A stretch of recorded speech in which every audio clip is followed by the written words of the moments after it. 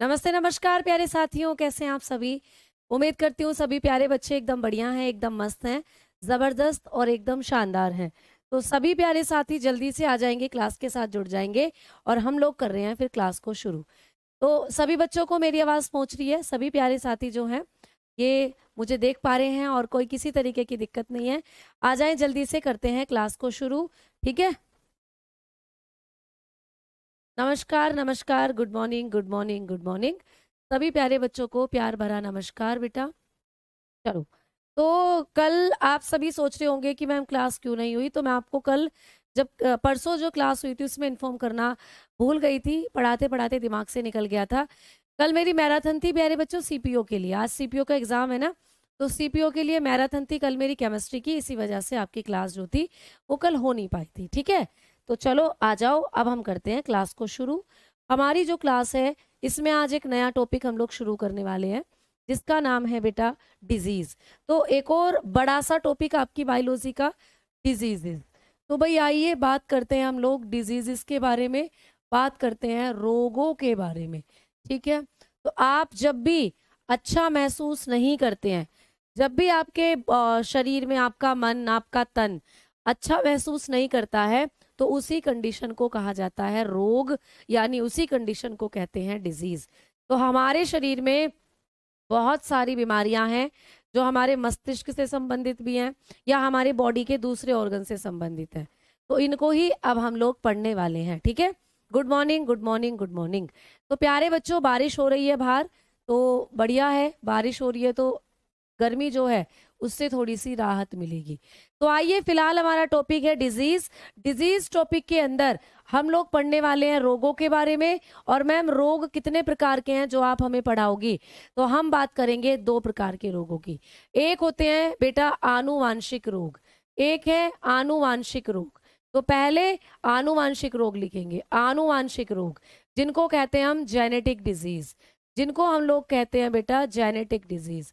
तो genetic disease जो होती हैं ये कैसी होती हैं आप लोगों को मैं समझाऊंगी।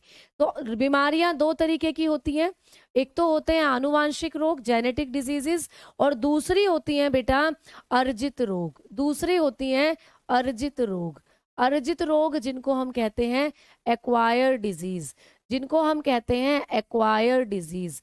तो कुल मिलाकर जो बीमारियां हैं वो दो तरीके की होती हैं, और ये दो तरीके की बीमारियां हम लोगों को पढ़नी है। ठीक है, अगर हम लोग मैम बात करते हैं कि जो आनुवंशिक रोग है ये कैसी बीमारियां हैं, क्या इनका कोई इलाज है मैडम, तो मैं कहूंगी नहीं प्यारे बच्चे, ये ऐसी बीमारियां हैं जिनका कोई इलाज नहीं है। आनुवंशिक रोग जो होते हैं ये पीढ़ी दर पीढ़ी फैलते हैं, एक पीढ़ी से दूसरी में, जैसे कि दादा दादी को थे, फिर उनके बच्चों में, फिर उनके बच्चों में, फिर उनके बच्चों में, ऐसे ये बीमारी चलती रहती है। तो इन बीमारियों का कोई इलाज नहीं है, इसीलिए ये बीमारी एक पीढ़ी से दूसरी पीढ़ी में जाती है। ठीक है भाई, इलाज होता तो खत्म कर देते एक ही पीढ़ी में, इलाज नहीं है इसीलिए एक पीढ़ी से दूसरी पीढ़ी में जाती है। तो ऐसे रोग जो एक पीढ़ी से दूसरी पीढ़ी में फैले उनको कहते हैं हम आनुवांशिक रोग, एक पीढ़ी से दूसरी पीढ़ी में जाने वाले रोग। ठीक है, दूसरी पीढ़ी में जाने वाले रोग, तो एक पीढ़ी से दूसरी पीढ़ी में जाने वाले जो रोग हैं उनको कहा जाता है आनुवांशिक रोग। ठीक है, तो एक पीढ़ी से दूसरी पीढ़ी यानी कि transfer to one generation, transfer to one generation, one generation to another. ठीक है, एक पीढ़ी से दूसरी पीढ़ी में फैलते हैं ये जो बीमारियां होती हैं, जो आनुवांशिक रोग होते हैं। अब ये जो आनुवांशिक रोग है ये मैडम जी एक पीढ़ी से दूसरी पीढ़ी में फैलते हैं, तो क्या ये बीमारी हमें जन्म से होती है, तो बिल्कुल सही बात, ये रोग हमें जन्म से होते हैं बेटा। आनुवांशिक रोगों की पहचान क्या है कि ये हमारे अंदर जन्म से होंगे। ठीक, ये बाय बर्थ होते हैं, जब आप पैदा होंगे तो ये बीमारियां आपके साथ ही पैदा होंगी। तो ये बीमारियां जन्म से भी होती हैं, तो उन्हीं को हम आनुवांशिक रोग भी कह सकते हैं। तो आनुवांशिक रोगों के बारे में दो पॉइंट पढ़े कि मैम ये एक पीढ़ी से दूसरी पीढ़ी में फैलते हैं और ये बीमारियां हमारे अंदर जन्म से होती हैं। अगर हम लोग बात करते हैं, अगर हम लोग बात करेंगे मैम एक्वायर्ड डिजीज क्या होती है, तो देखो अर्जित रोग, अर्जित मतलब कमाना, मतलब इन बीमारियों को हम कमाते हैं। कैसे कमाते हैं? जैसे जैसे बड़े होंगे वैसे वैसे ये बीमारी हमें कभी भी लग सकती है। जैसे भाई किसी को टीबी हो गया, तो टीबी क्या जन्म से था? धीरे धीरे उसको खांसी हुई या बैक्टीरिया का इन्फेक्शन लगा, टीबी हो गया। किसी को कैंसर हो जाता है, ठीक है, या फिर ऐसे करके हम बढ़ते हैं कि किसी को टाइफाइड हो गया, किसी को नमूनिया हो गया। आए दिन जितनी भी बीमारियां लगी रहती हैं, यानी ये बीमारी हमें जन्म से नहीं होती, ये बीमारियां जन्म से नहीं होती हैं, ठीक है, ये बीमारी जन्म से नहीं होती। ये बीमारी तब होगी जब हम बड़े होते रहेंगे और कभी भी हमें हो सकती है, ठीक है, नॉट बाय बर्थ। ये जन्म के साथ हमारे अंदर नहीं आएंगी। हम जैसे जैसे बड़े होंगे, जैसे जैसे एटमॉस्फेयर में रहेंगे, जैसी जैसी चीजों को खाएंगे, उसी के आधार पर ये बीमारी हमारे शरीर में जाएंगी, ठीक है। तो ये जन्म से नहीं होते हैं और ये जो बीमारियां हैं पीढ़ी दर पीढ़ी भी नहीं फैलेंगी। ये बीमारी पीढ़ी से पीढ़ी भी नहीं फैलती है, ठीक है, पीढ़ी से पीढ़ी नहीं फैलती है। यानी इन बीमारियों का इलाज है, ठीक है, इन बीमारियों का इलाज है। ये बीमारी पीढ़ी से पीढ़ी नहीं फैलती है, नॉट स्प्रेड, ठीक है। ये बीमारियां एक पीढ़ी से दूसरी पीढ़ी में नहीं फैलती हैं। मतलब अगर किसी को बीमारी है ना, तो एक ही पीढ़ी में उसको खत्म कर देंगे, ऐसा नहीं है कि दूसरी पीढ़ी में भी जाएगी। जैसे भाई किसी को नमूनिया हो गया, तो मान लो मुझे नमूनिया हो गया, तो क्या जो मेरे बच्चे पैदा होंगे उनको भी नमूनिया होगा, फिर उनके उनके बच्चों को भी नमूनिया होगा, उनके बच्चों को भी नमूनिया होगा? ऐसा तो कुछ नहीं है, ठीक है। तो ये बीमारियां पीढ़ी दर पीढ़ी नहीं फैलती हैं, एक ही पीढ़ी में इनका इलाज हो जाता है, ठीक है। चलो चलो तो भाई अब हम जो आज की क्लास में पढ़ेंगे वो अर्जित रोगों से पहले मैं आपको शुरू करूंगी चीजें। अर्जित रोगों के बाद मैं तुम्हें पढ़ाऊंगी आनुवांशिक रोग, क्योंकि यहाँ से क्वेश्चन ज्यादा बनते हैं अर्जित रोगों से। तो आइए भाई, ये जो अर्जित रोग होते हैं ना, इनको दो भागों में बांटा गया है। अर्जित रोगों की बात करेंगे, अर्जित रोग जो होते हैं, जो एक्वायर्ड डिजीज होती हैं, इनको दो भागों में बांटा गया है। एक्वायर्ड डिजीज होती हैं दो तरीके की। एक्वायर्ड डिजीज को दो पार्ट्स में डिवाइड करा गया है, एक होते हैं संक्रमित रोग और एक होते हैं असंक्रमित रोग। तो जो एक्वायर्ड डिजीज होती हैं इनको दो भागों में बांटा है। संक्रमित, आपने नाम सुना होगा संक्रमित, ठीक है, यानी कि संक्रमित रोग इन्फेक्शियस डिजीज बोलते हैं जिसको, इन्फेक्शियस, ये एक व्यक्ति से दूसरे व्यक्ति में फैलेंगी। इन्फेक्शियस डिजीज, मान लो मुझे टीबी हो गया, तो मैं खांस रही हूँ, तुम मेरे पास बैठे हो, तो तुम्हारे अंदर भी चला जाएगा टीबी का जीवाणु जो होगा, तो फिर तुम्हें भी टीबी हो सकता है। मुझे हो गया बेटा नमूनिया, तो तुम मेरे पास बैठे हो, मैं खांस रही हूँ, छींक रही हूँ, तुम्हें भी हो सकता है उससे नमूनिया। तो ये एक व्यक्ति से दूसरे व्यक्ति में फैल सकती है, लेकिन पीढ़ी दर पीढ़ी नहीं फैलेंगी, ठीक है। तो ये हो गए संक्रमित रोग, जो एक दूसरे के कांटेक्ट में आने से फैलते हैं, ठीक है, जो छूने से, टच करने से, झूठा खाने से फैल सकती हैं ये बीमारियां। दूसरी होंगी असंक्रमित रोग, दूसरे हैं भाई असंक्रमित रोग, ठीक है, दूसरे हैं असंक्रमित रोग। तो दूसरी बीमारियां हैं असंक्रमित रोग, यानी असंक्रमित बीमारियां, जिनको कहते हैं नॉन इन्फेक्शियस, जिनको हम कहते हैं नॉन इन्फेक्शियस डिजीज। मतलब ये ऐसी बीमारियां हैं जो उठने बैठने से, साथ खाना खाने से नहीं फैलेंगी, ये हमारे शरीर में गड़बड़ हो जाती है उसके द्वारा ही फैलती हैं। जैसे कैंसर, भाई अगर किसी को कैंसर है, मैं उसके पास बैठी हुई हूँ, तो क्या उसे देखकर मुझे भी कैंसर हो जाएगा क्या? नहीं भैया। अगर किसी को हार्ट अटैक आ गया है, तो हार्ट अटैक अगर किसी को आया है तो उसको देखकर मुझे भी हार्ट अटैक आ जाएगा क्या? नहीं भैया। उसका दिल कमजोर था, उसके दिल के ऊतक डैमेज हो गए, इसलिए उसको हार्ट अटैक आया है। मेरा दिल तो हेल्दी है, मुझे क्यों आएगा? तो ऐसे करके जो बीमारियां एक व्यक्ति से दूसरे व्यक्ति में नहीं फैलती हैं। जैसे किसी को डायबिटीज है, शुगर है, तो जैसे हम 40 पार हो जाते हैं तो डायबिटीज हो ही जाता है, तो क्या उस डायबिटीज वाले व्यक्ति को देखकर मुझे भी डायबिटीज हो जाएगा क्या? या मैं उसके पास बैठूंगी तो मुझे भी डायबिटीज हो जाएगा क्या? नहीं होगा। तो ऐसी बीमारियां जो छूने से, साथ बैठने से नहीं फैलती, वो होती हैं संक्रमित बीमारियां। अब अगर आपको कभी भी पूछेगा कि संक्रमित रोग किन कारणों से फैलते हैं, तो संक्रमित रोग को फैलाने के 4 कारण हैं। आप लोग बताएंगे कि कोई भी बीमारी अगर जीवाणु से होती है, किसी भी बीमारी को अगर जीवाणु करेगा तो वो संक्रमित रोगों की कैटेगरी में आएगी, ठीक है। अगर कोई बीमारी का कारण जीवाणु है तो वो संक्रमित रोगों की कैटेगरी में आएगी।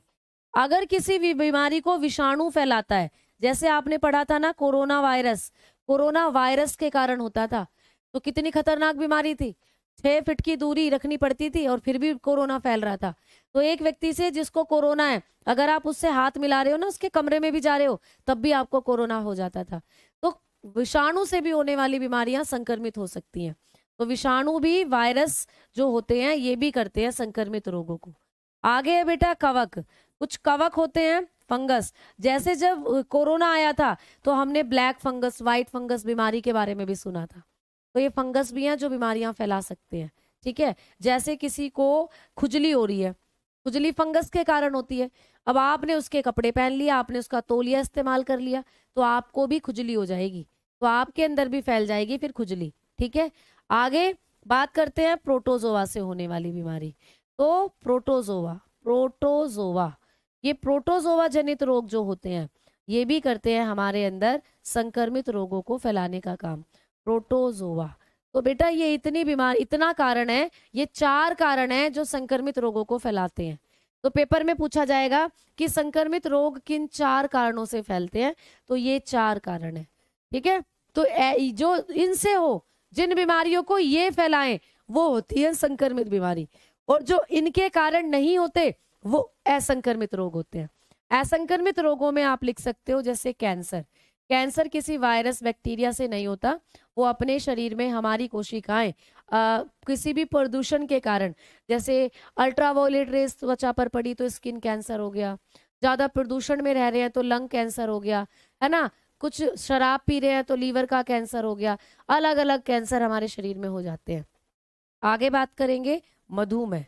मधुमेह भाई डायबिटीज, अगर किसी को डायबिटीज है तो बेटा जो मधुमेह रोग है, ये डायबिटीज जो है हमारे शरीर की जो अग्नाशय ग्रंथि है, पढ़ाया था ना, इंसुलिन निकालती है, तो इंसुलिन जब निकालना बंद कर देगी तो उसी को हो जाएगा डायबिटीज। तो किसी वायरस के कारण तो ऐसा हुआ नहीं, ये तो अपना अलग कारण है ना।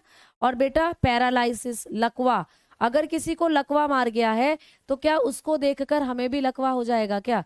तो पैरालाइसिस भी एक ऐसी बीमारी है जो असंक्रमित रोगों में आती है। आगे आपको पूछे हृदय आघात, हार्ट अटैक, आपने पढ़ा था ना भैया, जब आपका दिल जो होता है उसमें ब्लॉकेज, आपकी जो धमनियां हैं उनमें ब्लॉकेज आ जाता है, या दिल की मांसपेशी कमजोर हो जाती है तो हार्ट अटैक आता है।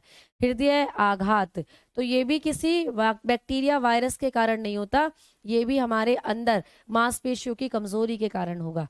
तो ये भी एक कैसी बीमारी है, असंक्रमित रोग है। ठीक है, तो आप लोगों ने पढ़ा संक्रमित और असंक्रमित रोगों को। चलिए अब एक एक करके पढ़ते हैं हम लोग। ठीक है, अब हम लोग आगे चलेंगे और आगे करके बात करेंगे हम लोग। जो सफेद रोग होता है वो प्यारे बच्चे एक तरीके की क्रोमोसोमल डिजीज है, उसको भी मैं पढ़ाऊंगी।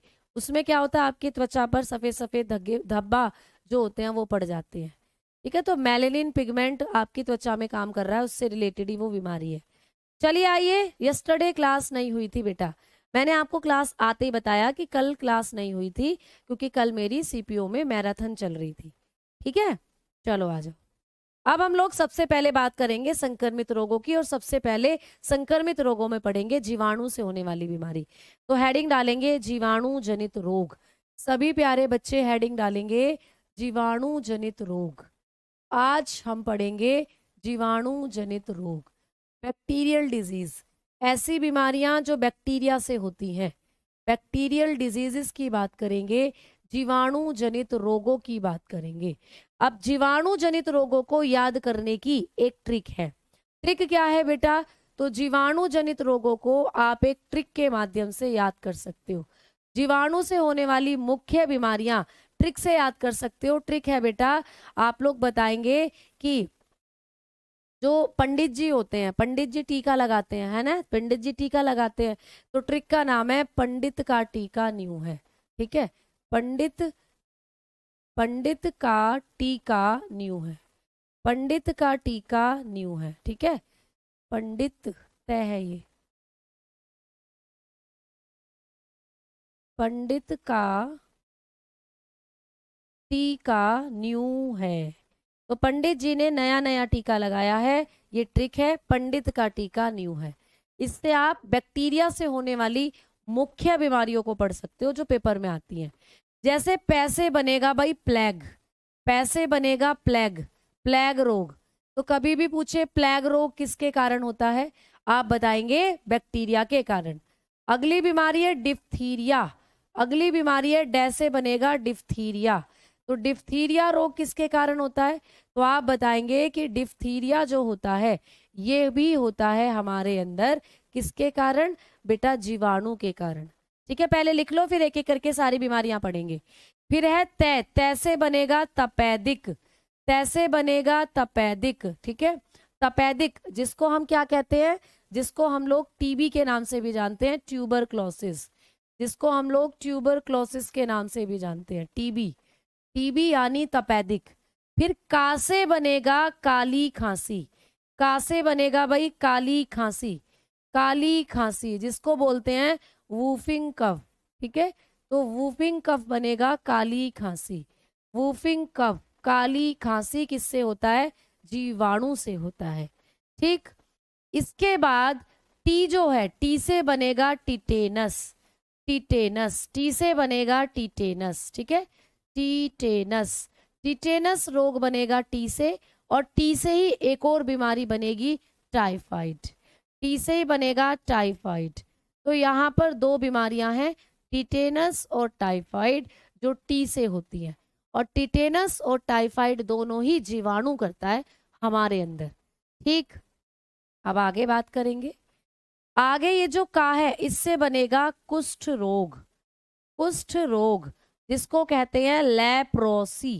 क्या कहते हैं बेटा, लेप्रोसी, कुष्ठ रोग। ठीक है, और न्यू से बनेगा न्यूमोनिया, न्यूमोनिया, न्यूमोनिया बैक्टीरिया के कारण होता है, पेपर में पूछा गया है न्यूमोनिया। ठीक है, तो न्यूमोनिया भी किसके कारण होता है, जीवाणु के कारण। तुमने देखा है बच्चों में बहुत बार निमोनिया होता है, पढ़ेंगे इसको डिटेल में। फिर है लास्ट हेजा। ठीक है, फिर है लास्ट हेजा कोलेरा। तो फिर होता है हेजा यानी कोलेरा, भी गर्मियों में बहुत होता है, बैक्टीरिया के कारण ही होता है हेजा।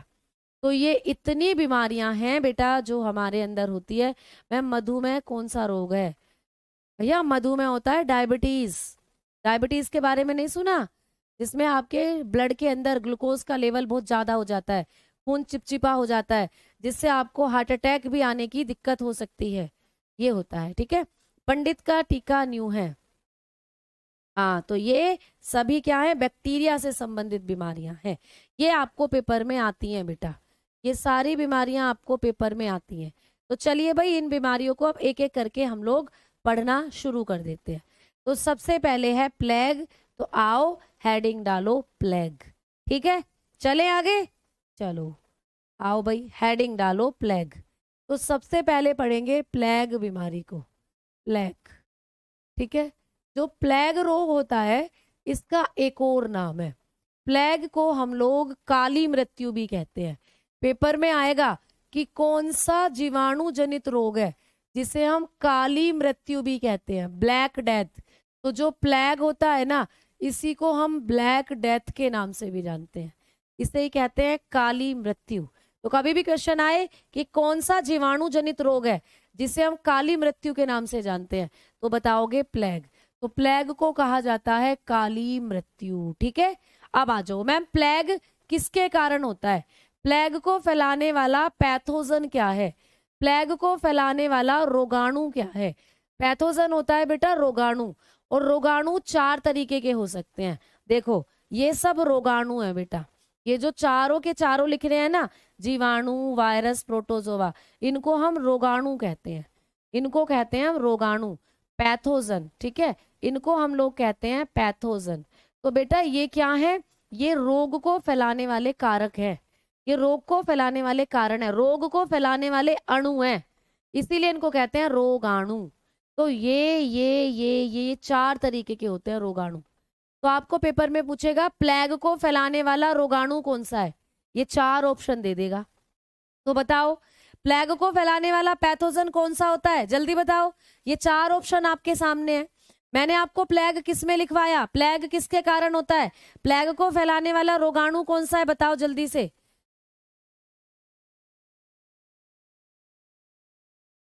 चलो बेटा, धन्यवाद नविता कुमारी बेटा, बहुत बहुत शुक्रिया। तो जल्दी से बताओ। अब एक बच्चा पूछ रहा है फुल्लू। फुल्लू तो भैया मैंने कोई बीमारी नहीं सुनी आज तक।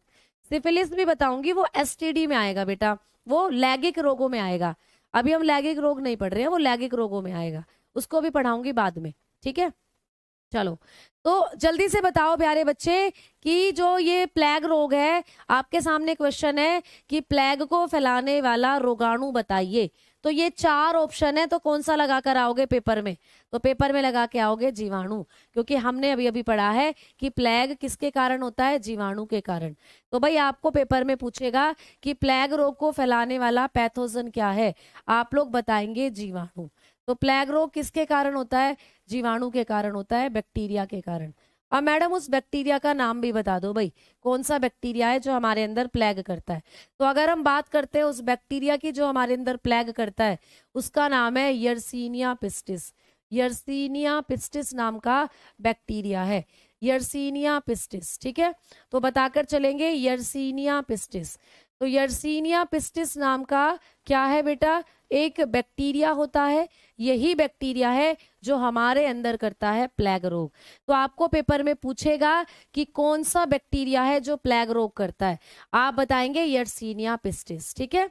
अब बेटा आप लोगों को पूछेगा कि प्लेग रोग को फैलाने वाला कारक बताओ, यानी वेक्टर, यानी कि ये जो बैक्टीरिया है, ये यर्सीनिया पिस्टिस हमारे शरीर में कहाँ से पहुंचता है, ये बैक्टीरिया कहाँ रहता है, कौन इस बैक्टीरिया को हमारे शरीर में ले जाता है जिससे हमें प्लेग हो जाता है। तो प्लेग रोग को फैलाने का जो काम करते हैं, प्लेग रोग को फैलाने वाले जो कारक है वो है चूहे। बेटा ये बैक्टीरिया जो है ना, ये चूहों में रहता है, ये बैक्टीरिया चूहों में रहता है, और चूहों के अंदर पाए जाते हैं छोटे छोटे पिस्सू। चूहों में पाए जाते हैं छोटे छोटे पिस्सू, फ्ली बोलते हैं जिसको। तो ये छोटे छोटे पिस्सू जो है, ये क्या करते हैं बेटा? ये छोटे छोटे पिस्सू ही हमारे अंदर इस बैक्टीरिया को ले जाते हैं। अब देखो, तुमने कई बार सुना होगा, जैसे छोटा पपी होता है डॉगी का, उस छोटे पपी में छोटी छोटी जू होती है, तुमने देखा है ना, पिस्सू हो जाते हैं। वैसे ही छोटे छोटे पिस्सू चूहे में भी होते हैं। तो जब चूहे हमारे घरों में रहेंगे, हमारे खाने खाने को उघड़ा छोड़ देते हैं, हम खाने पर कूदते फिर रहे हैं चूहे, खानों की चीजों पर, उन खाने की चीजों को आपने खा लिया, या चूहे आपके ऊपर कूदते फिर रहे हैं, तो आपको वो पिस्सू काट लेगा, जिससे आपके अंदर ये बैक्टीरिया चला जाता है। तो जो चूहे होते हैं ये करते हैं प्लेग, ठीक है। तो आप लोग बताएंगे जो रेट फ्ली होता है, ये करता है हमारे अंदर प्लेग रोग फैलाने का काम। तो जो चूहे हैं, चूहे जो हैं बेटा, इनमें देखो ऐसा करके एक पिस्सू पाया जाता है, ये जो बैठा हुआ है, ठीक है, ये पिस्सू पाया जाता है चूहों के अंदर। तो यही पिस्सू क्या करता है? हमारे भोजन को इन्फेक्टेड करेगा, और इसी से हमारे अंदर क्या होता है? प्लेग रोग हो जाता है, ठीक है। चलो आ जाओ, आगे बात कर रहे हैं अब। तो आपको कभी भी पूछे प्लेग रोग को फैलाने वाला कारक, आप बताएंगे पिस्सू या चूहे होता है, ठीक है, चूहों में ही रहते हैं ये पिस्सू। अब बात करते हैं कि प्लेग कितने टाइप्स का होता है, प्लेग के कितने प्रकार होते हैं। तो भाई प्लेग होता है 3 प्रकार का, प्लेग 3 प्रकार का होता है। कौन कौन से प्लेग होते हैं तो बताकर चलेंगे। सबसे पहले होगा बुबोनिक प्लेग, बुबोनिक प्लेग, ठीक है, बुबोनिक प्लेग होता है सबसे पहला, बुबोनिक प्लेग। बुबोनिक बेटा ये चीन में आज भी मिलता है, बुबोनिक प्लेग। चीन तो भैया बीमारियों का क्या है, घर है बीमारियों का। कोरोना भी तो वहीं से आया था, तो चीन के वुहान से, है ना, तुमने सुना था कोरोना वायरस वहीं से उठा था। तो ये बुबोनिक प्लेग चीन में आज भी मिलता है। तो ये चीन के अंदर से ही उठकर आया, और नए मामले इसके आज भी चीन में देखने को मिले हैं। तो बुबोनिक प्लेग होता है एक तो बेटा, ठीक है। दूसरा कौन सा होता है? दूसरा होता है सेप्टिसेमिक, सेप्टिसेमिक प्लेग, सेप्टिसेमिक प्लेग। दूसरा है सेप्टिसेमिक प्लेग, ठीक है, सेप्टिसेमिक, सेप्टिसेमिक, सेप्टिसेमिक प्लेग। तो प्लेग 3 तरीके के होते हैं, बुबोनिक, सेप्टिसेमिक, और तीसरा होता है निमोनिक, तीसरा होता है न्यूमोनिक, तीसरा है न्यूमोनिक, ठीक है, न्यूमोनिक प्लेग। तो तीसरा है न्यूमोनिक, न्यूमोनिक प्लेग। अब इनमें पूछेगा आपको कि कौन से प्लेग में हमारा शरीर का कौन सा अंग प्रभावित होता है। तो जब भी आप बात करेंगे बुबोनिक प्लेग की, तो बेटा ये ब्लड में इन्फेक्शन करता है। देखो बै से ब्लड होता है और बै से बुबोनिक होता है। तो ये कहाँ इन्फेक्शन करता है? ये हमारे ब्लड में इन्फेक्शन करेगा। ये हमारे रुधिर में संक्रमण करता है। कहाँ संक्रमण करेगा? रुधिर में। ठीक है। आज थोड़ा सा मौसम खराब हो रहा है और लाइट का थोड़ा सा इशू चल रहा है, तो मैं क्या करने वाली हूँ कि आप लोगों को अगर क्लास बीच में लगे कि बंद हो गई है तो घबराना मत बेटा, क्योंकि जो लाइट का इशू चल रहा है ना, उस वजह से जो क्लास है वो बीच में बंद हो सकती है। ठीक है। तो बारिश हो रही है और लाइट जो है वो थोड़ा सा गुल है, इसीलिए जो क्लास है वो बीच में हो सकती है बंद। तो आप घबराना मत। ठीक है। अब सुनते चलो। इसके कोई सिम्टम नहीं है, इसमें पूरा शरीर काला पड़ जाता है बेटा। हमारा लीवर डैमेज हो जाएगा, पूरा शरीर काला पड़ जाएगा और मृत्यु हो जाएगी। तभी तो इसको काली मृत्यु बोलते हैं। तो जो ब्लड होगा उसमें इन्फेक्शन होगा बुबोनिक के अंदर, सारा ब्लड खराब हो जाएगा, सारे ब्लड के थक्के जम जाएंगे। सेप्टिसेमिक में क्या होगा? हमारा लीवर प्रभावित होगा, हमारा लीवर खराब हो जाएगा। तो सेप्टिसेमिक प्लेग यकृत को प्रभावित करेगा, इसमें हमारा लीवर खराब हो जाएगा।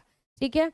और निमोनिक प्लेग, भाई निमोनिया रोग जो होता है उसमें हमारे फेफड़े खराब होते हैं, तो निमोनिक प्लेग जब होगा तो इसमें हमारे फेफड़े खराब हो जाएंगे। तो निमोनिक प्लेग किस अंग को प्रभावित करेगा? फेफड़ों को प्रभावित करेगा, लंग्स को। ठीक है। तो आपको ये पॉइंट पूछे जा सकते हैं कि बुबोनिक प्लेग किसको प्रभावित करता है? ब्लड को। सेप्टिसेमिक लीवर को प्रभावित करता है और निमोनिक प्लेग फेफड़ों को प्रभावित करता है। ठीक है। तो इतनी चीजें आपको पढ़नी है प्लेग के बारे में। इसकी कोई वैक्सीनेशन नहीं है, ये एक महामारी के रूप में आई थी, जैसे कोरोना आया है, जैसे कोरोना आया है। और एक हिस्ट्री में तुमने पढ़ा होगा, नेपोलियन बोनापार्ट, उसकी पूरी सेना की मृत्यु इसी बीमारी के कारण हो गई थी। कहीं युद्ध लड़ने जा रहे होंगे, अपने साथ अपना खाना पीना उठाकर चल रहे थे, तो खाना पीना उठाकर चल रहे थे, गुफा में रुके तो वहां चूहों का आतंक था, तो उसकी पूरी सेना की मृत्यु इसी बीमारी के कारण हो गई थी। चलो भाई आओ आगे बात करते हैं अगली बीमारी की। नेक्स्ट दूसरे नंबर पर है डिप्थीरिया रोग। जीवाणु से होने वाली दूसरी बीमारी है डिप्थीरिया। तो डिप्थीरिया बीमारी, जिसको हम हिंदी में रोहिणी के नाम से भी जानते हैं, रोहिणी। तो डिप्थीरिया या रोहिणी रोग जो होता है ये किसके कारण होता है? तो ये भी आता है आपको पेपर में, आप बताएंगे डिप्थीरिया या रोहिणी रोग को फैलाने वाला जो पैथोजन है वो क्या है। तो आप लोग बताकर चलना कि इसको फैलाने वाला जो रोगाणु है वो भी बैक्टीरिया है, यानी ये बीमारी भी हमारे अंदर जीवाणु करता है, इस बीमारी को भी हमारे अंदर करता है बैक्टीरिया। और जो बैक्टीरिया है वो कौन सा है? तो मैम बैक्टीरिया का नाम बताओ कि कौन सा बैक्टीरिया हमारे अंदर करता है डिप्थीरिया रोग। तो बैक्टीरिया का नाम है बेटा Corynebacterium, Corynebacterium diphtheriae, Corynebacterium diphtheriae, ये बैक्टीरिया का नाम है, कोरिनेबैक्टीरियम डिप्थेरी। ठीक है।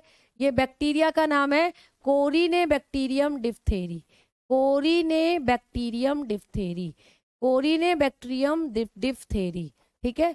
तो एक इसको कैसे याद करोगे?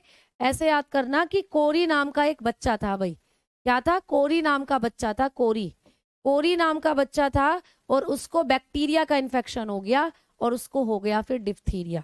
तो कोरिनेबैक्टीरियम, कोरी नाम के बच्चे को बैक्टीरिया का इन्फेक्शन हुआ और उसको फिर डिप्थीरिया हो गया। ऐसे करके ऑप्शन जब देखोगे तो समझ में आ जाएगा कि डिप्थीरिया किसको हुआ था? कोरी नाम के बच्चे को हुआ था।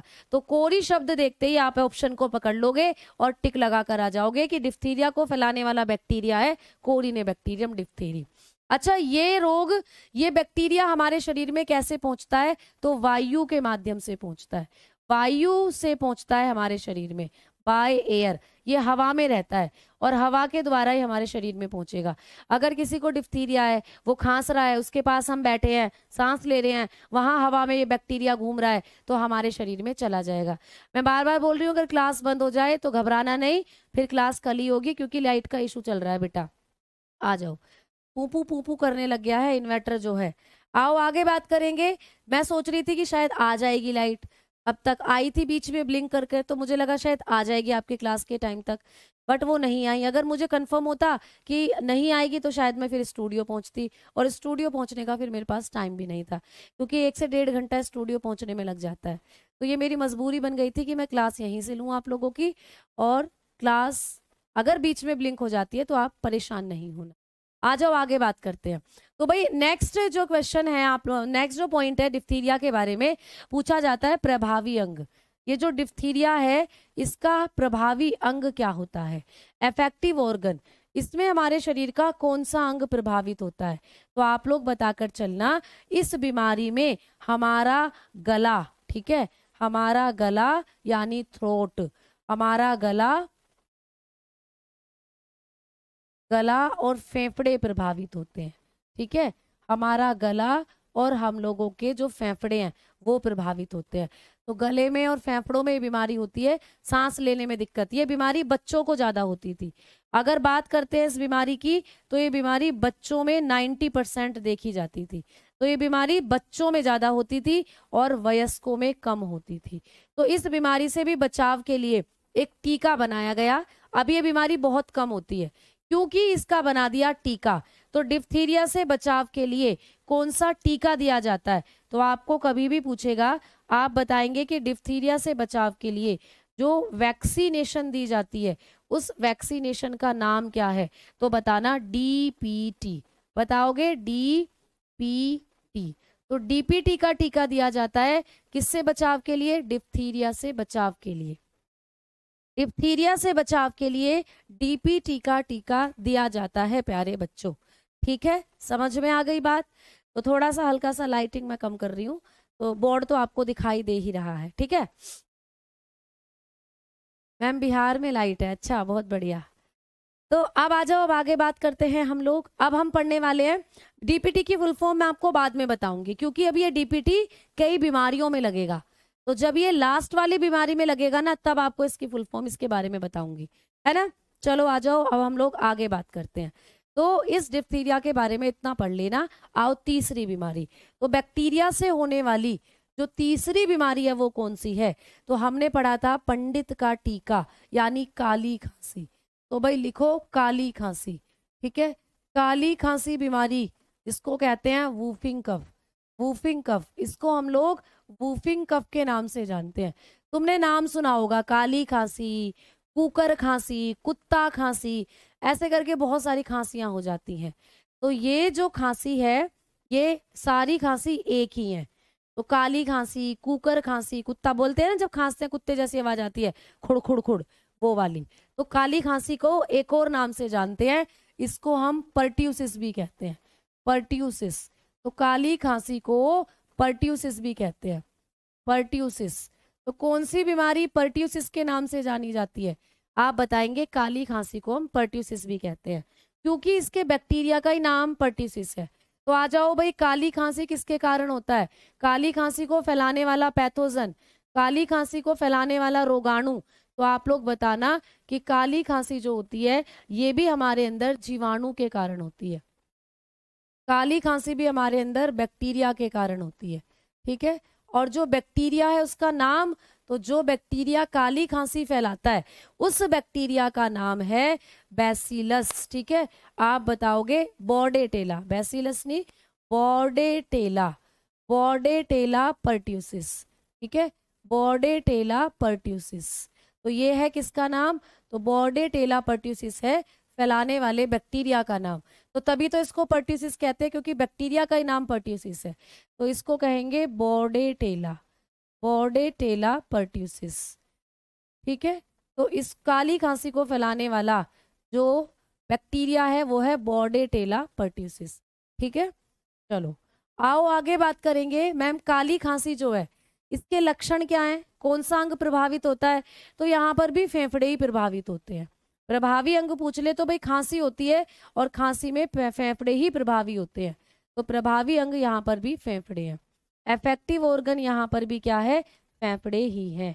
ठीक है, तो यहाँ पर भी इफेक्टिव ऑर्गन बताएंगे आपके लंग्स यानी कि फेफड़े। ठीक, अब जो हमारे फेफड़े हैं या हमारे जो लंग्स हैं, जब इनमें काली खांसी का इन्फेक्शन हो जाता है तो एक वैक्सीनेशन दी जाती है, तो बच्चों को टीका लगवाया जाता है भाई। तो यहाँ पर भी वही टीका लगेगा जो डिप्थीरिया से बचाव के लिए लग रहा था, क्योंकि डिप्थीरिया में भी क्या हो रहा था, फेफड़े ही बेसिकली प्रभावित हो रहे थे। तो यहाँ पर भी लगती है डीपीटी का टीका ही। तो डीपीटी का टीका ही डिप्थीरिया में लगा था और डीपीटी का टीका ही काली खांसी में लगता है। ठीक है, समझ में आई बात? हाँ जी, तो डीपीटी का टीका ही यहाँ पर लगता है।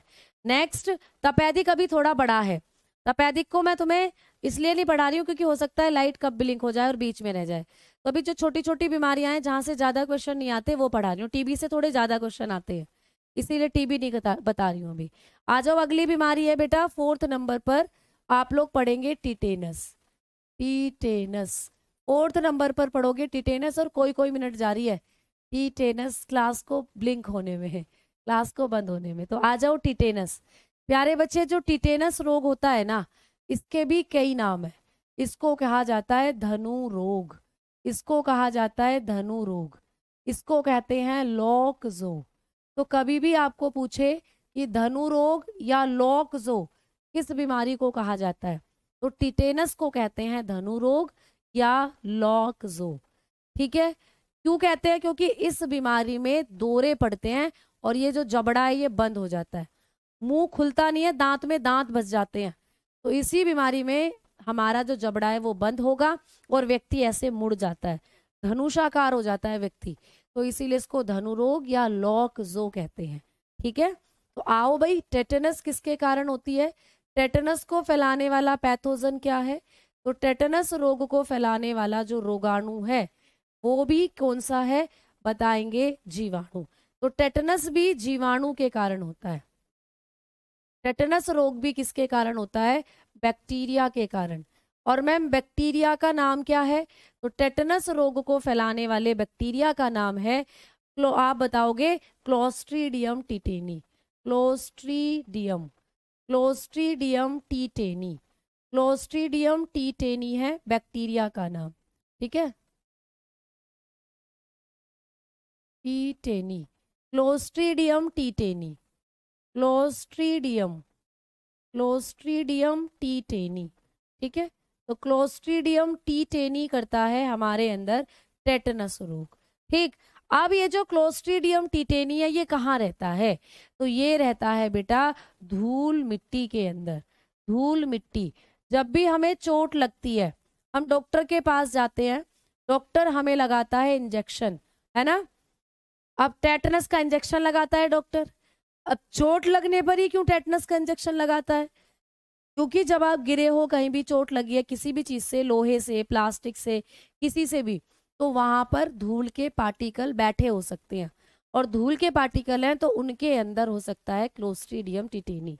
तो इसीलिए जब भी आपको चोट लगती है, चाहे आप सड़क पर गिर गए हो, चाहे आपको कोई चाकू लग गया है, कोई लोहे की कील लग गई है, जंग लगा हुआ लोहा लग गया है, तो डॉक्टर आपको टेटनस का इंजेक्शन लगाता है। ठीक है, तो टेटनस जो बीमारी है इसका बैक्टीरिया रहता है धूल मिट्टी के अंदर। अब टेटनस बीमारी में कौन सा अंग प्रभावित होता है? आपको पूछेगा प्रभावी अंग, तो आप लोग बताएंगे इसमें हमारा तंत्रिका तंत्र प्रभावित होता है। अफेक्टिव ऑर्गन क्या है? तंत्रिका तंत्र। ठीक है, अफेक्टिव ऑर्गन क्या है? तंत्रिका तंत्र, क्योंकि तभी तो दौरे पड़ते हैं भाई, तो हमारा तंत्रिका तंत्र प्रभावित होता है। ये तंत्रिका तंत्र से संबंधित रोग है। नर्वस सिस्टम इसमें हमारा प्रभावित होता है, नर्वस सिस्टम प्रभावित होता है इस बीमारी के अंदर, हमारा नर्वस सिस्टम प्रभावित होता है, तंत्रिका तंत्र। ठीक है, अब इस बीमारी में भी मैंने बता दिया कि दौरे पड़ते हैं, तो इस बीमारी से बचाव के लिए भी एक टीका दिया जाता है बेटा। इस बीमारी से बचाव के लिए भी डॉक्टर लगाता है एक टीका। जब आप लोग 6 महीने के थे या 6 महीने से 1 साल के थे तभी ये टीका आपको लग गया था, वैक्सीनेशन लग गई थी। इस वैक्सीनेशन का नाम भी डीपीटी है, इस वैक्सीनेशन का नाम भी डीपीटी होता है। तो डीपीटी मैंने आपको बताया 3 बीमारियों में लगता है डीपीटी, काली खांसी में, टेटनस में और डिप्थीरिया में, है ना? अब मैडम जी एक और चीज बता दो, तो कई बार जब आपको चोट लगती है डॉक्टर के पास जाते हो तो डॉक्टर एक इंजेक्शन भी लगाता है। भाई ये तो टीका है। मैंने कहा जब आप लोग 6 छः सात महीने के थे और 1 साल तक के थे तब आपको ये लग गई थी डीपीटी की वैक्सीनेशन। लेकिन अब कभी आपको चोट लगती है तो डॉक्टर के पास जाते हो, है ना? हाँ बेटा, ऐसा होता है। तो अब आप लोग क्या करेंगे, मतलब आप लोगों को जब चोट लगती है तो आप क्या करते हो, आप लोग इंजेक्शन लगवाते हो डॉक्टर से टेटनस का। तो डॉक्टर जो इंजेक्शन लगाता है ना, वो कौन सा होता है ये पूछ लेगा। जो डॉक्टर आपको टेटनस के बचाव के लिए इंजेक्शन लगाता है उसका नाम है एटीएस। एटीएस का इंजेक्शन लगाता है डॉक्टर आपको, एटीएस का इंजेक्शन लगाता है। एटीएस की फुल फॉर्म क्या होती है, एंटी टेटनस सीरम। एटीएस की फुल फॉर्म होती है एंटी टिटेनस सीरम। तो एंटी टिटेनस सीरम जो होता है ये लगाता है तुम्हें डॉक्टर। एंटी या प्रति टिटेनस सीरम ये लगाता है डॉक्टर आप लोगों को। इसी का इंजेक्शन लगाता है डॉक्टर, जिससे आपके शरीर में जो टेटनस का बैक्टीरिया गया है वो मर जाता है। वैक्सीनेशन लिए तब भी इस इंजेक्शन को लगवा सकते हो, कोई इसका ऐसा साइड इफेक्ट नहीं है, ठीक है? ये इंजेक्शन ऐसा नहीं है आज चोट लगी तो आज जाकर लगवा लिया, 2 दिन बाद फिर चोट लग गई फिर टेटनस का इंजेक्शन लगवा लिया। नहीं, ये 6 महीने के अंदर लगता है बेटा। जैसे आपको चोट लगी है तो 6 महीने से पहले फिर से चोट लग गई तो जरूरी नहीं टेटनस लगवाओ। ये 6 महीने के बाद कब जब दोबारा चोट लगेगी तब लगवाना पड़ता है। तो 6 माह के बाद लगता है, 6 माह के बाद लगेगा, आफ्टर 6 मंथ्स। अगर आपने टेटनस का इंजेक्शन लगवा लिया है और 6 महीने में तुम्हें फिर से चोट लग गई है तो दोबारा लगवाने की जरूरत नहीं होती है, ठीक है? समझ में आ गई बात? चलो अब हम आगे बढ़ते हैं। तो टेटनस के बारे में पढ़ लिया, अब डीपीटी के बारे में बता दो थोड़ा सा। तो आओ बेटा बात करते हैं डीपीटी की वैक्सीनेशन की। जो डीपीटी का टीका होता है डीपीटी का जो टीका होता है इस टीके को कहते हैं हम संयुक्त टीका। इसको संयुक्त टीका के नाम से जानते हैं, ठीक है? संयुक्त टीका है बेटा, इसे हम संयुक्त टीका कहते हैं। तो संयुक्त टीका किसे कहा जाता है आपको पूछेगा तो आप कहेंगे डीपीटी का टीका, यानी इसी को कहा जाता है ट्रिपल वैक्सीनेशन। इसी को कहते हैं ट्रिपल वैक्सीनेशन, यानी ये एक टीका है जो 3 बीमारी से बचाता है, ठीक है? जैसे किसी को इंजेक्शन से डर लगता है तो भाई ये टीका बढ़िया है, एक ही बार इंजेक्शन लगवाना पड़ेगा और 3 बीमारियों से आपका बचाव हो जाएगा। तो कौन कौन सी 3 बीमारियां हैं जिनसे डीपीटी का टीका हमें बचाता है? तो आप कहेंगे ये 3 बीमारी से बचाता है। डिप्थीरिया, यही इसकी फुल फॉर्म भी है भाई, डिप्थीरिया से बचाएगा। पर्ट्यूसिस यानी काली खांसी से बचाएगा, पर्ट्यूसिस यानी, और टिटेनस से बचाएगा। तो डिप्थीरिया, पर्ट्यूसिस, टिटेनस यही इस टीके की फुल फॉर्म होती है और इन्हीं 3 बीमारियों से ये बचाता है। डिप्थीरिया, पर्ट्यूसिस, ठीक है, डिप्थीरिया हो गया, पर्ट्यूसिस हो गया और टिटेनस हो गया। तो इन 3 बीमारियों से ये बचाता है जो टीका होता है, डिप्थीरिया, पर्ट्यूसिस, टिटेनस। इन 3 बीमारियों से बचाव करता है ये टीका हमारा। यही फुल फॉर्म है इस टीके की और यही 3 बीमारियां जिनसे ये बचाता है, ठीक भाई? हाँ जी प्यारे बच्चे, एंडोक्राइन सिस्टम पिछली क्लास में कंप्लीट हो गया था। कल क्लास क्यों नहीं हुई सूरज जी? आपने क्लास को लेट ज्वाइन करा है। मैंने आपको क्लास में 2 बार बता दिया है कि भैया मेरी कल मैराथन थी सीपीओ में, इसीलिए कल क्लास नहीं हुई थी। एंडोक्राइन सिस्टम मैम कंप्लीट हो गया है, क्लास हुई थी। हाँ जी प्यारे बच्चे, एंडोक्राइन सिस्टम पिछली यानी परसों की क्लास में खत्म हो गया था। उसमें मैंने आप लोगों को टेस्टिस और ओवरी जो लास्ट में पढ़ाए थे वो खत्म हो गया था, चैप्टर मैंने आपको बताया भी था। तो बेटा अपडेट रहा करो चीजों के साथ। मैंने इसी क्लास में, कल क्लास नहीं हुई थी 2 बार क्या 3 बार रीजन बता चुकी हूँ कि कल मेरी सीपीओ में क्लास थी, मैराथन क्लास, क्योंकि आज सीपीओ का एग्जाम है तो कल मैराथन क्लास चल रही थी केमिस्ट्री की, इसीलिए आप लोगों की क्लास जो थी वो नहीं हो पाई थी, ठीक है? हाँ बेटा, नर्वस सिस्टम हम पढ़ाएंगे आपको, नर्वस सिस्टम पढ़ाएंगे। प्लांट टिश्यू का चैप्टर नहीं पढ़ाओगे बेटा, बोटनी पूरी पढ़ाऊंगी, पूरी बोटनी रहती है, मैं आपको सब पढ़ाऊंगी, आप परेशान मत हो, ठीक है? चलो आ जाओ, अब हम आगे बात करेंगे। लोहे से चोट लग जाती है, पेशाब ठीक कर लेते हो, वो घाव बंद होता है, वो डेटोल की तरह काम करता है। जब कोई हमें चोट लगती है, डेटोल से धोते हैं तो खून निकलना बंद हो जाता है। तो हम उस पर अपना यूरिन डालते हैं, तो यूरिन के अंदर एंटीबैक्टीरियल प्रॉपर्टी होती है प्यारे बच्चे, या एंटीसेप्टिक प्रॉपर्टी होती है, जो घाव से खून को निकलना बंद कर देती है, इसीलिए उस पर टॉयलेट कर लेते हैं। ऐसा फिर ये नहीं है कि टेटनस होना उससे बंद हो जाएगा। समझ में आ गई बात? तो डीपीटी के बारे में इतना पढ़ना था। आ जाओ अगली बीमारी की बात करते हैं। अगली बीमारी जो हो सकती है बेटा, कुष्ठ रोग। मैं ट्रिक तो आपको लिखवा दी, लेकिन सारी बीमारियां कराऊंगी। जो बीमारियां थोड़ी बड़ी हैं, क्योंकि लाइट कभी भी जा सकती है, तो वो आधी अधूरी रह जाएंगी फिर, तो मैं वो बीमारी करा रही हूँ जो छोटी है और हो जाएंगी कंप्लीट। तो लेप्रोसी अगली बीमारी है भाई, लेप्रोसी यानी कुष्ठ रोग। ठीक है, इसको एक और नाम से जाना जाता है, इसको कहते हैं हैंसन्स डिजीज। इसको कहा जाता है हैंसन्स डिजीज, इसको कहते हैं हैंसन का रोग। तो आपको पूछेगा कभी भी कि हैंसन का रोग किसको कहते हैं, इसी बीमारी को कहते हैं हैंसन का रोग। हैंसन साइंटिस्ट का नाम है जिन्होंने इस बीमारी की खोज करी थी। तो हैंसन रोग इसी बीमारी को कहा जाता है, कुष्ठ रोग को। इसे ही आप सामान्य भाषा में कोढ़ बोलते हो, बोलते हैं ना कोढ़ हो गया उसको, तो है ना, ये वाली बीमारी है। तो ये किसके कारण होती है? जीवाणु के कारण। तो इस बीमारी का भी पैथोजन पूछेगा आपको, इस बीमारी का भी रोगाणु आप लोगों को पूछेगा, तो आप लोग बताकर चलेंगे कि ये बीमारी भी हमारे अंदर होती है जीवाणु के कारण। ये बीमारी भी हमारे अंदर जीवाणु करता है, बैक्टीरिया करता है।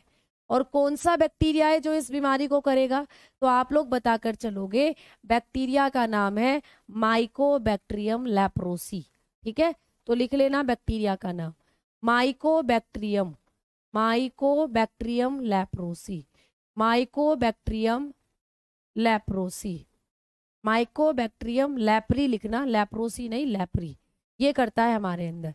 तो बैक्टीरिया का नाम है माइकोबैक्टीरियम, माइकोबैक्टीरियम लेप्री। ठीक है, तो माइकोबैक्टीरियम लेप्री जो होता है, ये हमारे अंदर करता है क्या बेटा? लेप्रोसी रोग को। ठीक है, अब ये बैक्टीरिया या ये जो लेप्रोसी रोग है, इसका प्रभावी अंग क्या है हमारे शरीर में?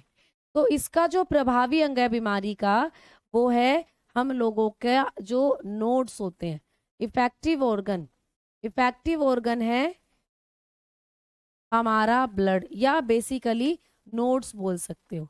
तो ये जो बैक्टीरिया है हमारे ब्लड को ही प्रभावित करेगा, ब्लड में रहेगा ये बैक्टीरिया, और रुधिर के साथ साथ आपकी जो उंगलियां हैं, उंगलियों में ये जो गांठ सी दिख रही हैं, देखो ये फील करो इनको, ये उंगलियों में जो गांठ सी आपको नजर आ रही है, ये उंगलियों की जो गांठ है ना, इनमें जाकर इन्फेक्शन कर देता है और आपकी उंगलियां गलनी शुरू हो जाती हैं।